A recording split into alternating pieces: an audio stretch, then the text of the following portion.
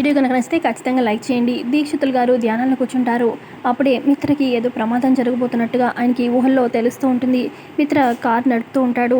ఇక సడన్గా వర్షం పడడంతోనో మరి దేనికో కానీ ఇక సడన్ బ్రేక్ వేయడంతోనే మిత్రకి తలకి గాయమైనట్టుగా అలా ఏదో ఆయనకి అనిపిస్తూ ఉంటుందన్నమాట. ఇక వెంటనే అరవిందకి చెప్పాలి అని చెప్పి అరవిందకి ఫోన్ చేస్తారు. ఇక అరవింద చెప్పండి దీక్షితులు గారు అనగానే దీక్షితులు గారు ఇలా చెప్తూ ఉంటారు. మిత్రకి సమీపంలో పెద్ద గండం ఉంది అనగానే మనం ఏదైతే రాకూడదు అనుకున్నామో ఆ క్షణాలు మిత్రకి అతి సమీపంలో ఉన్నాయి అని చెప్పి అనగానే అరవిందకి ఇంకా టెన్షన్ పెరిగిపోతూ ఉంటుంది. మిత్ర ఎట్టి పరిస్థితుల్లో కూడా కారు నడపకూడదు.